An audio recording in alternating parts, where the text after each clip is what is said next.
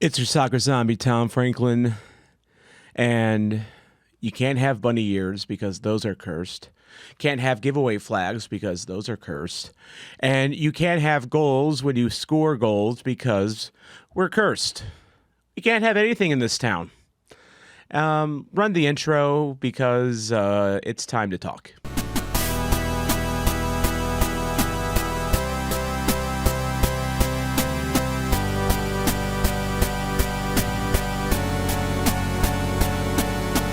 And of course, thank you to Pat Connolly Tavern in beautiful Dogtown for helping out this channel, and also just for existing since 1942 as St. Louis institution for that long. Great place to catch a game or just grab a bite to eat after you've gone to the zoo or Forest Park. It is conveniently located right across Interstate 64 from the Forest Park and the St. Louis Zoo. And next time you're in the area, check them out because they support me. So why don't you support them and tell them I sent you? All right, so I'm not wasting any time tonight. In fact, I'm going retro with this one. I'm going back to the old St. Louis setup that I had for the first few videos that I did. I felt a little retro today after the 2,000 subscriber video and showing off that very not great video that I did about the Open Cup, the first one that kicked off this channel. But I'm also going retro because for about 25 minutes in the first half, it looked like the exciting St. Louis City of 2023 was back. We were playing a high press. We were playing what looked to me from the north end like a 4-3-3 almost. And you had Vollum playing as a right midfielder. And when Vollum was upfield, Josh Yarrow would cheat over to the right to kind of cover for him a little bit. And I thought that was working great. But once again, just like in Kansas, it takes one injury for this house of cards to just tumble down. And we'll talk about the Josh Yarrow injury and the effect that it had coming up. And it's so weird to be talking about how Josh Yarrow has this massive impact on a game, but he kind of does. And it's something that even Michael from Chat City Tactics warned about is, if Yarrow has to come out, then we have to go back to moving players around. And it happened. Although I think the chinks in the armor were starting to be shown beforehand. This won't be an angry rant video. This isn't going to be me flipping out like I did against a Sporting KC video because Columbus is not a rival. So, I don't think this game merits the kind of anger that video had. Because we knew Columbus going into this game, they didn't lose 12. They didn't go winless in 12 like KC did. I mean, they are who we thought they were. They are a very good club. The problem is, though, that for the remaining 70 minutes or so of the game, after Klauss got his goal that counted, we played scared. We played very scared. For most of the game, they announced that at halftime that possession was 76% for Columbus, 24% St. Louis. And I saw FOTMOB deep in the second half. It was still 76-24 in favor of Columbus. I get counterattacking. I get, that style of play.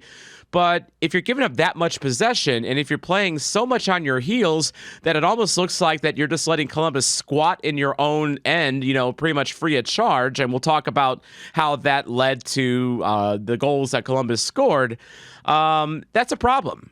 That is a big problem, and it just felt like the confidence that this club had and Joao Klauss had after he finally scored in that first 25 minutes evaporated. And it's a problem if we can't sustain that confidence, and if we play like we know that the other team's better than us. Like, I watched Bochum against Bayern Munich recently. That was a battle of last place in Bundesliga versus Bayern Munich, who is the Death Star of German football. And even Bochum played more confident against Bayern Munich than we did for the final 2/3 of the match, and that's concerning. It's very concerning, and I saw a couple instances where the players coming off the field, like Cedric Teuchert, for instance. Cedric Teuchert, when he was subbed out, he looked visibly like, I could just tell in his body language that he was torqued off. He was not in a good. He did not have good body language when I saw him come off. And I saw Ben Lund in stoppage time walked back to his goal to grab a drink, and he was shaking his head, and he looked like his puppy just died. Like he was very dismayed, and I fear that is the mentality of this club right now, and it's going to be hard times going forward because we have a very tough schedule, including this coming Saturday when we take on Brian White and the Vancouver Whitecaps, who are probably on the biggest heater out of any club in MLS right now. I mean, and I don't think that you'll get much argument out of that. It is just a very scary time right now. And we'll talk more about Olaf's tactics and kind of his tenure so far as head coach. I'm not going to be as mean to Olaf as I was last week, but concerns remain with Olaf Ball here. So first things first, let's go into the rankings here, and we're going to start off in net with Ben Lunt. Ben Lunt, I don't think you can really blame any of the goals on him with a straight face. He was not the problem tonight. In fact, he actually had a couple decent stops, especially in the first half. And again, I'm doing this right after the match. I haven't done a rewatch because honestly, I think in the overall scheme of things, I don't know if a rewatch helps here. I think I've clearly set up this channel as a vibes channel. There's others in the St. Louis sporting community that can do the analytics better than I can. Matt Baker, Chat City Tactics among them. And I concede that to them. I mean, this is pure eye test, pure vibes, pure emotion. The things that make me a soccer fan, not, numbers, but that's just me. That's just me. I mean, that's how I'm wired. I mean, if you're wired to look at the game, through XG and goals plus and, all sorts of, different metrics, then I envy you because that is a superpower I don't think I have the capacity for, and I don't have the attention span for either. But anyway, tangent over. Ben Lunt. I thought he was fine tonight. I didn't have an issue with him. And honestly, I feel bad for Ben Lunt because he honestly could have more wins under his belt at this point than he has. And I fear that when Berkey comes back and does Roman Berkey things, that we're going to forget about what Ben Lunt has done for this club since Berkey went down with that hand injury. And it's tragic because I think Ben Lunt has been very, very admirable. I think even his distribution's gotten a little bit better, as he's gotten more playing time in. So it kind of broke my heart a little bit when he came back behind the goal for the drink because Columbus player was injured and he was looking kind of dejected. So as far as Ben goes, those goals weren't his fault. I thought he was fine for the most part. I'll give him good, and that may be generous. But again, those goals were not his fault. It was, that first goal, it's hard to change direction like that very quickly. As someone that was not blessed with a lot of agility himself, I can tell you that. And as someone that's approaching 40, I definitely can tell you that. And I'm not 6'7" like Ben Lunt is. So, again, imagine a giraffe, trying to turn on a dime. It's just not going to happen. And then the second goal that Columbus scored, that was just a well-placed shot that was not Ben's fault. It was the fault of someone else that I'll be talking about here in a little bit, someone that enjoys ball watching, and I'm not talking about the podcast either. Conrad Vollum. So Conrad Vollum was, again, when he started the match, he was kind of in the right midfield slot. When Columbus would be on the attack, he would kind of shift back to a wingback spot. So he was kind of tasked with covering a lot of ground. I didn't really care for Conrad Vollum today, and I feel bad because Conrad's been a kind of a standout so far, but while he runs a lot and he plays hard, he wasn't the most effective tonight. 74% passing, 23 of 31. He just didn't wow me tonight. I'm not going to put him in bad, but and partly just because, again, when the injury happened, all of a sudden Vollum had to shift over to left wing back, and then he was playing on the same side as Celio again. And we'll talk about Celio in a little bit, but Vollum I'll give a meh because I don't like punishing players that put in the type of effort that Vollum does, but he was a little bit invisible more than he tends to be. I'm not gonna put him in bad, but like he just wasn't. He was to me the definition of meh tonight, which is kind of surprising, coming from someone like Conrad. Josh Yarrow. So Josh Yarrow, he hadn't done anything to really give me any sort of feeling that last week was a fluke for him. I thought that he was having a good game up until the 31st minute. He was completing his passes. He did have a couple good blocks, I thought. He was playing generally responsible, and he's found a good vein of form, playing. This is 2 games in a row where I've not been angry with Josh Yarrow at all.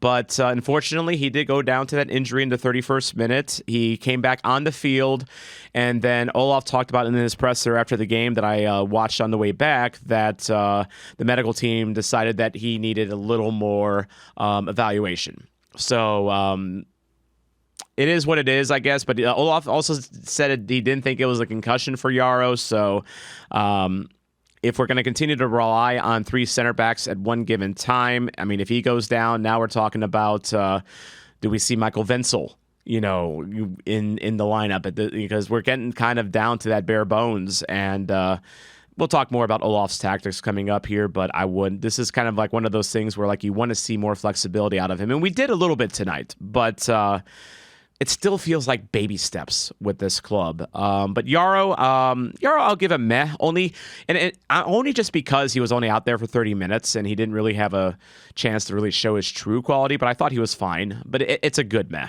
It's a good meh. As Ryan Fraley would say, it'd probably be like a 6 or a 7, honestly. But Tiermaker does not give me that flexibility. Henry Kessler, where would this club be without Henry Kessler? Again, he was a solid rock in the back. He had a lot of touches, 39 touches tonight, which is a lot for a center back. He cleared the ball 7 times, had a few headed clearances. He was tracking down players. He was playing typical Henry Kessler, and at this point, I think we can just expect that from Henry Kessler at this point. He's like the one player that you can count on at this point in this club to consistently put in a great performance night in and night out. He's just a great player, and great players smash it. And then that's literally what the smash category is for. So that's really all I can say about Kessler. I thought he was just very solid. Next player is Timo Baumgartel. He lives. I called out Olaf for his lack of playing of Timo Baumgartel, and guess what? He got the start tonight, and I kind of liked what I saw from him. Timo, I think we learned very early on that for one, if you watch my video, he comes over with a reputation, not exactly being the most tenacious defender, more of an elegant defender. Like he's not going to go like 2-footed into tackles or anything like that. But he is an elegant defender. I thought he played responsible tonight. I didn't hate his game tonight at all. I mean, he had 4 clearances, 2 headed clearances. He's a taller guy, so we went to see that from him. He had a couple blocked shots. Maybe he could have played. Maybe he could have put in a tackle. When there was at least one situation in the second half where I felt that he could have he could have done a little bit more. But that's kind of nitpicking at this point.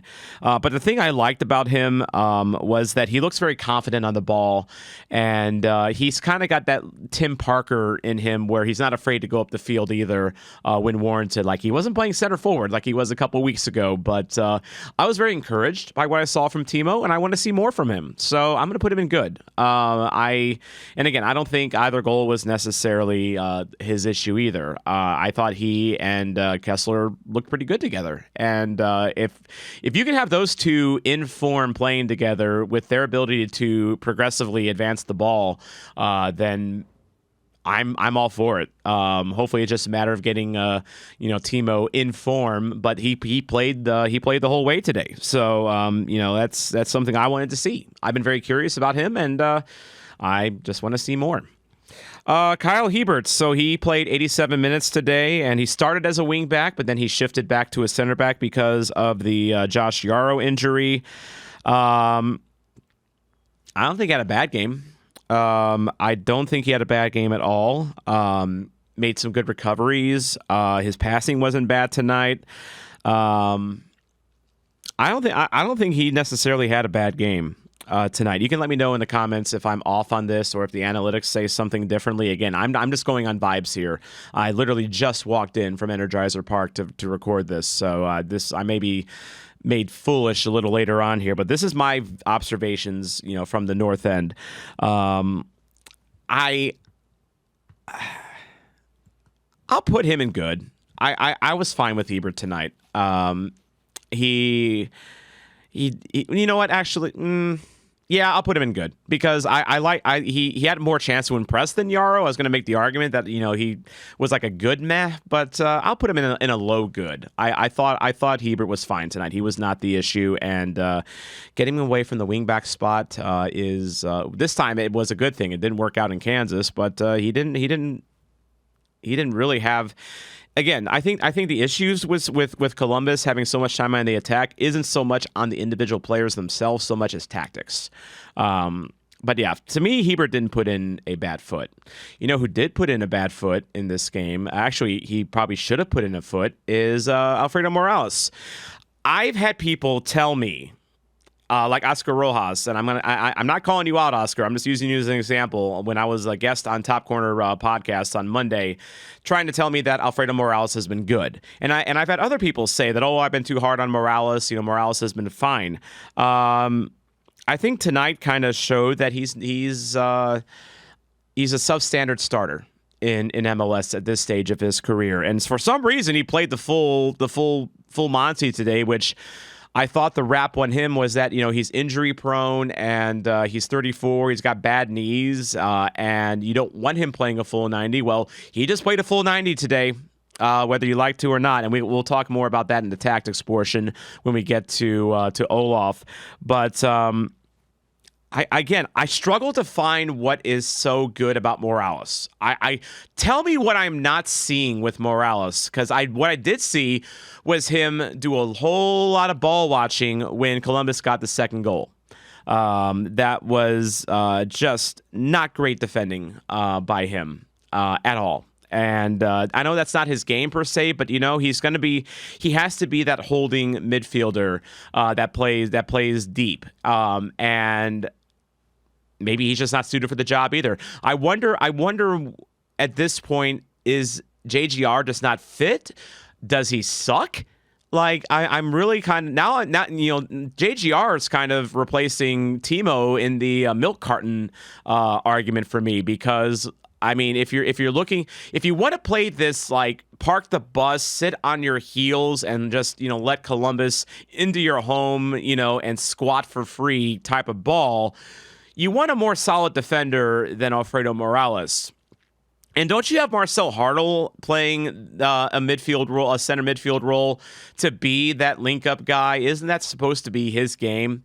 We'll talk about Hartl in a bit, but yeah, Morales, I remain unimpressed, and I'm putting him in trash because I just remain incredibly unimpressed by him, and he was made to look silly in the go-ahead goal that Columbus scored. I'm at this point, I kind of want to break from Morales. And we have options that we can play instead of Morales, but again, who, as I said last week, was jobless 2 months ago. For a reason. 29 other clubs could have signed Alfredo Morales at any time in the offseason, but they didn't. I wonder why. Moving on, Marcel Hartl. Marcel Hartl, I'm wondering at this point if his breakout year with St. Pauli was a fluke. And I talked about this with Brian Simpson a little bit after the game, because that was a career year for him. Like, it was his best year by like leaps and bounds. And I remain unimpressed by him this year. Yes, I mean, it was, and it's not a question of effort from him. It's just, and maybe more of a tactical thing. Maybe just being put in a position where he can't impress. When you're looking for that connection to make up the field in that final third, we should be centering everything around Marcel Hartel, if he is as advertised, if he is supposed to be this playmaking wonder that he came billed as from St. Pauli, and we're just not seeing it from him. We just are not seeing it from him this year. And I know he's not being played in his ideal role. He's being played as a box-to-box midfielder at this point. But again, we have trouble linking up in the final third, and part of that I think a lot of that has to lie on Marcel Hartel. It just has to. So I'm going to put him in bad. I guess I'm just not seeing the greatness in him. I'm just not seeing the greatness in him at this point, but maybe he's being a bit hamstrung by the tactics. Next up is Celio. So Celio had the assist on the Joao Klauss goal and kind of highlighted something that I think I'm starting to buy into a little bit, is this prevailing thought that Lutz needs to stop relying on Germans so much and actually diversify his roster, and not because of any sort of equal opportunity argument or anything like that. It's because players like Celio can do things that like a Marcel Hartel can't right now, or a Alfredo Morales can't right now, or other players on this club have trouble doing right now, and that is unlock a defense. Because on that goal from Joao Klauss that Celio set up, this was a case of Celio beating his man, getting into the box, actually dribbling the ball into the box instead of just trying to cross it all the time. Not going to rant. And he found Joao Klauss, who, to his credit, rebounded the goal and finally got off to Schneid. But that, and I was ready to put Celio in at least a good for this point, but then the rest of the game happened. And I thought Celio really fell off as the game went on. He was kind of a non-factor as the game went on. And he also, in the first goal from Columbus, I think he kind of proved why he is not a wingback. Even though he's not necessarily tasked with that role, he was doing... he let his man go by in the Columbus goal, and he was doing a lot of watching, and he's just not a strong defender. And in this system, you need a wingback that can play responsibly offensively and defensively. I do think that Celio's role, playing further up the field, might be ideal for him. It just may be a matter of realizing that he's just not going to be a wingback, and I think... Again, we're not at practice. We don't see what Olaf sees. We don't see what the rest of the team sees and the team analysts see. We can only go by what we see in game and what we hear, and we can make our own decisions based on that. People have been calling for Celio to play a wingback role, and I think maybe we're seeing why he isn't, because he's just not very strong defensively. He is just purely an offensive guy, and I think in this system, he needs to be playing like a 10 role, or underneath a striker, or maybe even alongside a striker. Maybe he and Toyshirt can alternate in that second striker spot. But he kind of disappeared as the match went on. I like the assist from him, but he really did not have a great match after that. So I'm gonna put him in meh. That might be a bit harsh, but I just didn't see a lot from him after the assist. Seti Toyshirt, I feel bad for him. And I don't think there's anyone that feels more bad for Toyshirt than Toyshirt himself tonight, because he did have that opportunity in the first half. He's attacking towards the north end. He's got space. He's free, just like Marcel Hartel was against Kansas last week. And this time, unlike Hartel, he skied it. I think this was a case, and just watching it, play out like 20 feet in front of me, because I was, in like the fifth row behind the goal. I think Toyshirt he overthought it. I think he had too much time, and there's a saying in pro wrestling that if you're thinking, you're stinking. A lot of wrestlers here I am comparing soccer to pro wrestling, but a lot of pro wrestlers operate like their matches and their wrestling on feel, on habit, and it becomes almost like people say it's like choreography at some point, and like the whole mentality of if you're thinking you're stinking is that you stop the flow, you stop the rhythm, and you think yourself into a situation where it's not going to end well for you. And unfortunately, I think Toy Shirt just had a little bit too much time. He could have fired. It looked like from my vantage point that he had a good opening for a good couple seconds, and he just unfortunately got under it. Otherwise, I mean, it's Toy Shirt's another one of those that like you want to see kind of get off the schneid a little bit. He feels a little snake bitten himself. And it was a big chance. It was a big chance that he had that he missed. So I'm gonna be nice. I'm gonna give him a meh. I'm not gonna giving him a bad feels way too harsh because he was part of the attack that was looking more promising, and he was part of that. In the first 25 minutes, we were pressing the hell out of Columbus. Like we were playing that high press, and said he was very much working his butt off to press up high the field. So like I really can't give him a bad for that. I can't give him a good either when he misses a sitter like that. So I'm gonna give him I feel a mess appropriate. And now we get to Joao Klauss. Joao Klauss finally off the schneid. When he got the pass from Celio and he rang it off the crossbar, you felt my heart dropped into my pancreas area because you feel for the guy at that point. And then the ball pops up back to him, and it feels almost like time stands still when he's able to sky up, and really not great defending by Columbus on that. Like no one really challenged Klauss from the watch that I saw.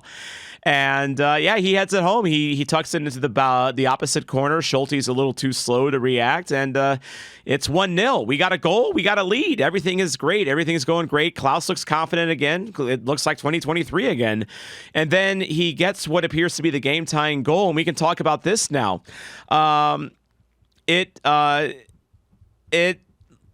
In the heat of the moment, I didn't see anything that suggested that it was a no goal. And I'm not talking about no goal patrol. It just looked like a no goal. It looked like a goal to me. And in the heat of the moment. Now, granted, I'm across the field this time, so take my viewpoint with a grain of salt. On the replay, Hebert does make a nice flick up to Klauss to make that opportunity happen. So. There you go. If you want justification for why I have Kyle Hebert in as a good, I mean that's part of it. He had a good pass to Klauss in that setup, what should have been the game tying goal. When I watched the replay, though, I watched it on the big screen right behind me, and I think he was off. It looked like he was off to me in that replay.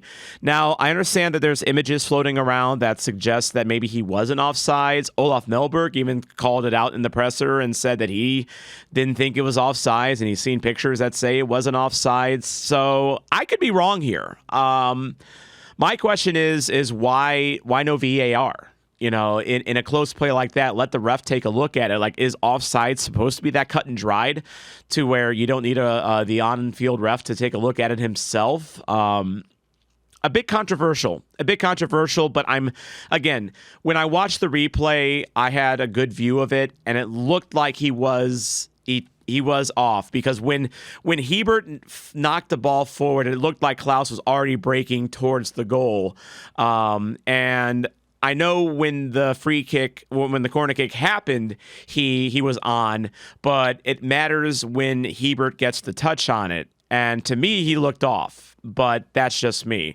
Anyway, I'm belaboring the point here. Joao Klauss, not only does he get a smash, he gets man of the match. And I don't think anyone can really debate that. When you score 2 goals, one that counts, and not even just the goals. He looked like the Klauss of old. He had multiple chances in this game. Like he had a couple good chances that, to be fair, Patrick Schulte looked very good for Columbus tonight. I mean, he's one of our own. He's one of our own, but he's also just a very good goalie. I mean, Klauss worked his ass off tonight. He even got FOTMOB player of the match tonight. And finally, it's good to see Klauss put in a performance that maybe puts the naysayers towards him a little bit to rest, because now they can quantify his good effort with, a goal on the score sheet, 2 that one was called back. So yeah, Joao Klauss, great game tonight, man of the match, and I think I hope he carries this confidence going forward, because we need that Joao Klauss back. We need that 2023 Joao Klauss back that was playing with all sorts of confidence, like a man reborn. But just disappointing that he got that second goal called back. But still, you can't ignore his performance. Akil Watts. So Akil Watts came on for Josh Yarrow, and he played right back. And I really can't say he had a bad game either. I still am not a Akil Watts fan, and it's going to take a lot for me to ever become a fan of his. I don't think he had a trash game like he did against KC. I don't think he was necessarily put in a position to have a trash game because, again, I think we, from the looks of it, we were focusing the attack more down the left again. He did have 36 touches, to be fair. 8 of 12 passing wasn't great. I think I can safely put Watts in meh. It wasn't. He didn't have a bad game per se. I know he was sliding to try to prevent the first goal from happening. So he was okay. I'll give him a pass for this one. He was okay. Simon Betcher, though, I cannot give a pass to. I love me some Simon Betcher, but that was a sitter. That was a fluff that he had when he came on that could have tied up the game, and if Klauss had scored, that would have been the winner. Betcher looked frustrated tonight. There was a moment when Walker Zimmerman tripped him up as the ball was going out, and it felt that Simon absolutely completely lost his head. Like, I was worried about him getting a yellow because he kind of goes up to Zimmerman and he kind of gives him a shove, and he's doing that right in front of the ref. And as one thing I've learned from watching hockey, all my life, is that it's never the initial act, it's the retaliation that gets the call. So I was worried about Simon getting put in the book, from that moment. Just didn't look very composed. But yeah, that was a big chance that he had that he just completely whiffed on. I know it's going to sound a little hypocritical because I kind of gave Seti a pass for his blown chance, but I'm going to put Betcher in bad. You're literally, if you're one talent as a striker that stands out above all the rest is your ability to finish, and you don't finish. Enough said. Mackay Joyner did get on late in the game. Tomas Ostrak got on late in the game as well, but they didn't really do enough to really rate them. And I'm going to talk about that when I talk about one Olaf Melberg here. So I watched the sidelines when Mackay Joyner, around the 77th minute or so, I saw him without the bib on. Joyner is very easy to spot because, as you can see down here in his face card, he's got a kind of got the puffy afro thing going on here. So it's good to see that, with AZ playing for Columbus, we still can meet our own afro quota with Mackay Joyner. But he was very easy to spot on the sidelines, and he was standing for a good 10 minutes waiting to come on, waiting to come on, waiting to come on, waiting to come on, waiting to come on, waiting to come on, waiting to come on, waiting to come on, and waiting to come on. I think that was 10 times where I said waiting to come on because that was how long it took for him to get on the field. 10 minutes. And by the time he comes on in the 87th minute, what impact can he have? What impact can Tomas Ostrak have at that point? Because you have, about another 6 or 7 minutes of stoppage time. So you're giving them 10 minutes to save the game for you. And I'm happy that Joyner got playing time. I know that Olaf was called out by Matt Baker about his unwillingness to play the kiddos, as they say. But I thought Joyner deserved more of a chance to shine. I thought he should have been pulled for Conrad Valm a little bit earlier in that left wing back spot. I thought Thomas Ostrak, if he needed, he should have came on earlier for Morales. There is, to me, no excuse for playing Alfredo Morales at this stage of his career a full 90 plus, because he was clearly gassed in the final 30 minutes or so. I was watching Morales; he just looked done and spent, and I don't know why no one on the St. Louis City bench noticed that. I don't know why anyone, or if someone did notice that, I don't know why that wasn't accurately relayed to Olaf. Again, I have to question Olaf's use of subs and tactics in this one. I do appreciate, though, that he did start off with a different look. With a lot more attackers starting out. And I think that was something that we were calling for. I was calling for after KC. And to be fair, he did come out in that way. And again, I thought the first 20 minutes or 25 minutes or so, it was nice to see us on the front foot again. But you cannot just capitulate to Columbus like that and expect to hold the lead for 75 minutes, because Columbus is too good.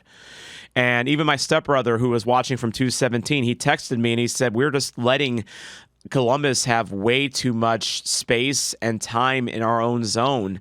And this was toward the end of the first half. And guess what? They finally scored. It felt inevitable. It felt like a self-fulfilling prophecy at that point with the way that we were playing in the second half. And our swagger was gone. Our confidence is gone. And look, Olaf is still in his first days as coach, and he's still trying to figure out what he has. And he's not been dealt a great hand because of the injuries. But what happened? Why the change in mentality after the Klauss goal? Why did we look so vulnerable and scared, for the last 70 minutes or so? I have to question that. I really have to question that. I have to question the mentality of this club after the Klauss goal, and I have to question why Olaf decided to play park the bus again so early when we should have been still on the front foot. Why are we playing Morales 90 minutes? Why are we not subbing on Mackay and Ostrak earlier? I think these are very valid questions to be asked right now of Olaf. And were there positives to this game? Yes. I mean, look at the rankings. I mean, there is a lot more. There's a lot more smash and good and meh than there is bad and trash. I'm not going on a tirade after this game because as I drove back, I did kind of realize that, yeah, this is Columbus. They're kind of the Death Star of the Eastern Conference right now for a reason. And to expect anything out of this game, it was a tall order. It's sad that I have to go into these games with that kind of mentality in our home turf, but that's kind of where we're at right now. And Olaf did kind of call out the roster construction a little bit in his late week press conference, which I thought was kind of telling. I thought that was kind of telling of his frustration level already with the hand that he's been dealt so far. And I said it before and I'll say it again. I think questions need to be asked of Lutz at this point and how he has built this team. Because you look at a team like Columbus that can play Diego Rossi in his preferred position, that can play a Daniel Gazdag in the second half in his preferred position. You look at the teams that are winning right now in MLS, and do you have Lionel Messi playing a box-to-box midfielder role? No. Do you have Luis Suarez playing a wing? No. Do you have Denny Bouanga playing a wingback role? No. They're playing the positions they're meant to play and play at their best right now. And right now, we just don't have the parts right now. And I think you have to start asking questions about the roster construction. As far as Olaf goes, I'm going to give him a bad. I'm not going to give him a full trash, but it's a lower bad for sure. again, only Morales, I think, deserves the trash label today. But let me know what you think in the comments. Am I being too nice to this club after kind of throwing them under the bus after Sporting KC? Am I being too nice to Olaf? I'm seeing a lot of Olaf out comments on socials. Leave a comment below and make sure to like and subscribe for more St. Louis City content like this. Thank you to the Zombie Ultras who helped me continue on with this channel, and your support really does mean a lot, and I really thank you, as well as the folks that are in my 99 cents supporters section. This is your soccer zombie, Tom Franklin here, and I'm going to put up just a random video right up here. I'm going to let YouTube pick the video this time because I'm kind of tired, and I'm tired physically, I'm tired mentally, I'm tired emotionally, and I just want someone else to pick right now. So hopefully what's up here is something that you'll enjoy. Hopefully it's more enjoyable than watching St. Louis City lately.